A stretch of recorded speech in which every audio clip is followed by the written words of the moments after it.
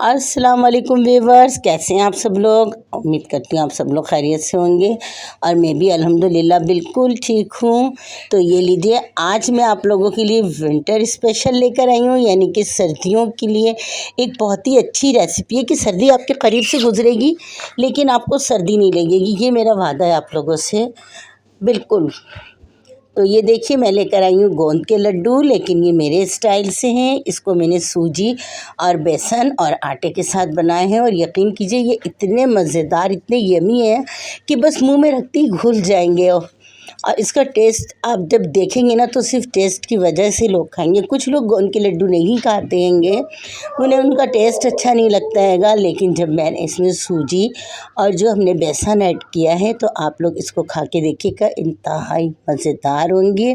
और इसको बिल्कुल मेरे स्टाइल से बनाइएगा। तो मैं घी डाल के इसमें गोंद को फ्राई कर रही हूँ। गोंद हमारा फ्राई होगा तो ये पॉपकॉर्न के जैसा फूल जाएगा बिल्कुल, और एकदम क्रिस्पी सा हो जाएगा। हम इसको निकाल लेंगे। निकालने के बाद हम इसको थोड़ा सा कूट लेंगे। उसके बाद फिर हम घी लेंगे थोड़ा सा, और जितने भी हमारे ड्राई फ्रूट हैं इसको सबको हम रोस्ट कर लेंगे, यानी कि हल्के से घी में रोस्टेड कर लेंगे सारे ड्राई फ्रूट। तो इस तरह से हम बनाएंगे ये बहुत ही यमी से लड्डू। इससे हमारे गोंद जो है बहुत ताकतवर होता है। आपको पता है कि घर का गोंद होता है, ये हमारी हड्डियों में, पट्ठों में, और बहुत ही मतलब इसको पट्ठों में, जॉइंट में बहुत ही मदद देता हैगा। और बहुत ही इसमें गोंद जो होता है एक चिपक टाइप का होता है, तो जो ये हमारे लुआब ख़त्म हो जाता है हड्डियों के बीच में जो होता है, तो ये इसको बनने में भी मदद देता है। और इसमें हमने सौंठ भी शामिल की है। तो सौंठ आपको पता है जिंजर पाउडर, यानी कि अदरक का पाउडर होता है पिसा हुआ, तो वो जो है हमारे दर्द के लिए बेहतरीन चीज़ है। वैसे भी आप उसको नीम गर्म दूध में हल्दी और सौंठ डाल के अगर आप पिएंगे तो आपके दर्द में बहुत फ़ायदा होगा, सर्दियों में ख़ास तौर पे। और ये देखिए, मैंने अखरोट, काजू और बादाम तीनों चीज़ें मैंने उसमें क्रश कर ली थी, मोटी मोटी कूट ली थी, यानी कि कूटने के बाद मैंने इसको घी में डाल के इसको भी हम थोड़ा स्टीम दे देंगे, रोस्टेड कर लेंगे, सॉरी स्टीम नहीं, यानी कि रोस्ट कर लेंगे। कैसे, इसका कलर चेंज नहीं होना चाहिए, कलर चेंज होगा तो इसके टेस्ट में फ़र्क आ जाएगा, इसका टेस्ट फिर कड़वाहट आ जाएगी थोड़े ड्राई फ्रूट में। तो हमने इसको रोस्टेड कर लिया है और हम इसे भी एक प्लेट में निकाल लेंगे।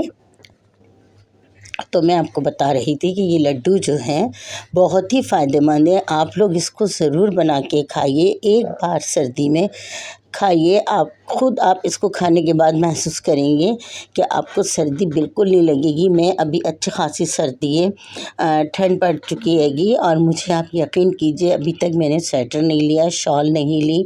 और अभी 15 दिन से तो मैं शादियों में इतना बिज़ी थी, आना जाना इतना लगा हुआ था। आपको पता है उसमें कोई भी इतनी एहतियात नहीं होती है, तो उन सब में भी मैंने बहुत ही इंजॉय किया और बिल्कुल भी जो है ना सर्दी का एहसास ही नहीं हुआ। सर्दी को फुल इंजॉय कीजिए और ये लड्डू बना के खाइए। अब हमने फिर घी लिया। घी लेने के बाद हमने उसमें 4 मगज़ डाले, जो मैंने नारियल घिस लिया था, खोपरा यानी कि वो डाला है क्रश करके, और हमने उसमें ली है किशमिश। ये जो है थोड़े कम टाइम में रोस्ट होता है, तो ये 3 चीज़ें हमने साथ ली हैं। और अखरोट, बादाम और काजू हमने एक साथ लिए, क्योंकि इन तीनों को सेम टाइम लगता है, तो इस वजह से। अब ये देखिए, ये भी हमारा रोस्टेड हो चुका है, इसको भी हम प्लेट में निकाल लेंगे। तो इसी वजह से मैं आपको ये सब रेसिपी दे रही हूँ कि आप लोग इसको भरपूर सर्दी से फ़ायदा उठाइए, खाइए, और इस लड्डू से फ़ायदा उठाइए। सर्दी से नहीं, लड्डू से फ़ायदा उठाइए और सर्दी को एंजॉय कीजिए। ये नहीं कि रूम को गर्म करें, हीटर लगाएं और लपेट के लेटे रहें, तो क्या पता चलेगा कि सर्दी आई थी या नहीं आई थी। तो सर्दी को एंजॉय तो करना चाहिए ना, अंदर बैठे बैठे तो नहीं होती ना इस तरह। तो हम इसलिए आप लोग ये खाइए और फुल एंजॉय करें सर्दी को। और अभी तो सर्दी की बारिश भी बाकी है, वो भी होगी तो फिर कितनी हमें वो होगी। तो उससे पहले ही आप लोग बना के रख लीजिए और इसको शाम की चाय के साथ भी ले सकते हैं, वरना आप इसको सुबह नहर में भी ले सकते हैं, आप इसको रात में भी ले सकते हैं, दूध के साथ भी ले सकते हैं, सुबह नाश्ते में भी ले सकते हैं। अगर आप इसको नाश्ते में लेते हैं तो हल्का फुल्का सा नाश्ता ले लें, क्योंकि ये खुद बहुत हेल्दी है। इसमें सूजी है तो सूजी आपको पता है हेल्थ के लिए बहुत अच्छी होती है ये, और बेसन भी है और आटा तो है ही, समझ लीजिए कि हमारी हेल्थ के लिए कितना बेहतरीन है। हम कुछ भी खा लें, लेकिन आटे से जो ताकत हमें मिलती है वो गेहूं और गंदम से के अलावा हमें किसी चीज़ में नहीं मिलती। तो ये देखिए मैंने घी अच्छा खासा इसमें लगेगा, हमारा तकरीबन आधा किलो घी इसमें लग चुका था।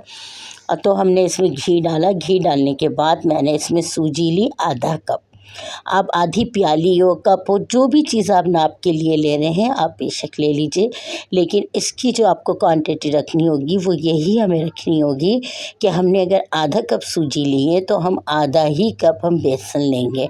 अगर हमने प्याले से ली है तो हम आधी ही प्याली बेसन लेंगे, और आधी अगर हमने 4 चम्मच लेने हैं तो हम 4 चम्मच बेसन लेंगे, 4 चम्मच सूजी लेंगे, ठीक है। और आटे को जो है हम इसको हम 2 कप लेंगे। अगर हमने आधा कप बेसन लिया है और आधा कप सूजी ली है तो हमें आटा लेना है 2 कप, ठीक है। इसी तरह हमारे अगर हमने 8 चम्मच ये लिए है तो हमें 16 चम्मच आटा लेना होगा। आप जिससे भी इसका करेंगे आप उसके हिसाब से ही इसको रखिए। हमने ये कप से किया है तो हमने इसीलिए आधा कप सूजी ली है, आधा कप बेसन लिया है, और इसको घी में अच्छी तरह से फ्राई करना है। यह हाफ़ फ्राई हो चुका हैगा, यानी कि फुल फ्राई भी हमने नहीं किया। सूजी हल्की सी हमारी फूलने लगी थी तो हमने उसमें बेसन डाल दिया था। बेसन डाल के हम 2 मिनट 1 मिनट भी नहीं चलाएंगे, और उसके बाद जो हम इसमें आटा शामिल कर लेंगे। आटा हम इसमें 2 कप लेंगे, और 2 कप आटा डालने के बाद फिर हमें जितनी भी घी की ज़रूरत पड़ेगी हम वो घी उसमें डालते जाएंगे और हम भूनते जाएंगे। बिल्कुल ड्राई हमें नहीं रखना है। मैंने आपको बताया कि इसमें घी ज़्यादा लगता है, आप अंदाजे से भी ले सकते हैं, आप अभी देख रहे हैं, और नहीं तो आधा किलो घी तकरीबन आप इसके लिए रखिए। तो ये देखिए मैंने उसी कप से 1 कप आटा डाला है, फिर मैं भी इसमें थोड़ा घी शामिल करूँगी, फिर इसमें 1 कप आटा और लूँगी, यानी कि हमारा 2 कप आटा हो गया। ये चीज़ समझना बहुत ज़रूरी होती हैगी, क्योंकि जब हम कोई चीज़ भी बना रहे होते हैं तो उसमें हमें इस चीज़ का ज़रूर ख्याल रखना चाहिए, उसी से हमारी चीज़ सही बनती है। अगर हम इसमें ज़रा सी भी कहीं गलती कर जाएंगे तो हमारी चीज़ बिल्कुल भी सही नहीं बनेगी, और फिर ये होगा कि मैंने रेसिपी सही नहीं दी। तो इसीलिए मैं आप लोगों से कहती हूँ कि जब भी आप लोग वीडियो देखें तो प्लीज़ वीडियो को पूरा देखा करें और पूरा सुना करें, ताकि जो चीज़ आप बना रहे हैं वो चीज़ आपको सही बने बिल्कुल। क्योंकि कोई मुश्किल नहीं है, इसको हम सब बहुत आसानी से बना सकते हैं। बहुत कम टाइम लगता है इसमें, कोई टाइम नहीं लगता, कोई मेहनत नहीं लगती है इसमें, ये बहुत जल्दी बन जाती हैं ये सब चीज़ें। तो आप इसको देखिए और इसी तरह फॉलो करते हुए पूरी रेसिपी को मेरी, और फिर आप बनाइए तो यकीनन आप देखिएगा कि आपकी ये रेसिपी बिल्कुल लड्डू वैसे ही बनेंगे। अगर इस वक्त आप कहीं से लेते हैं बाहर से ये लड्डू तो कम से कम नहीं तो ये 1500 रुपये दर्जन है, अगर सही हम जिस तरह हम घर में बना रहे हैं। अब देखिए कि मैंने चारों तरफ इसका ये सब कर दिया, आटा, सूजी और बेसन जो हम भून रहे थे ये हमने सब साइड में लगा दिया। बीच में मैंने 1 चम्मच भर के घी डाला। घी डालने के बाद मैंने उसमें आधी चम्मच हल्दी ली, 1 चम्मच सौंठ ली, और आधा चम्मच जो है जायफल का पाउडर लेंगे हम।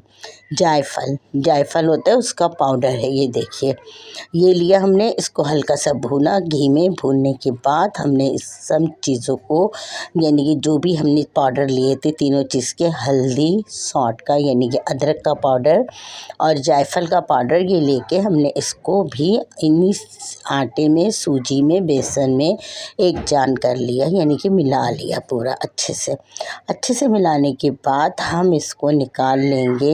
एक प्लेटर हो आपके पास या आपके पास कोई थाली हो, स्टील हो, कांच हो, जो भी इसकी गर्माइश बर्दाश्त कर सके आप उसमें निकाल लीजिए।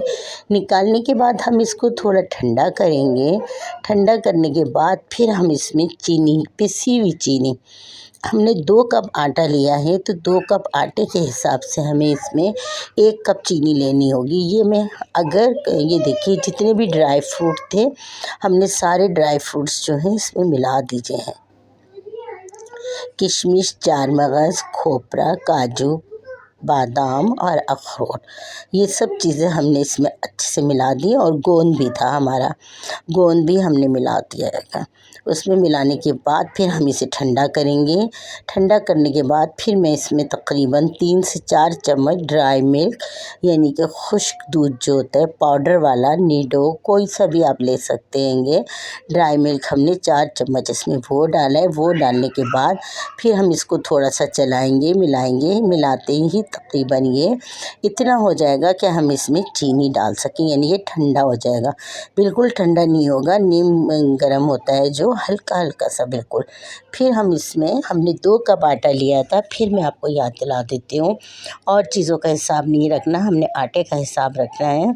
तो हमने उसका आधी हमें चीनी लेनी है, यानी कि हमने 2 कप जिस कप से नाप के आटा लिया था उसी कप से नाप के हमें 1 कप चीनी डालनी है इसमें, और चीनी हमें पीस के डालनी है इसमें।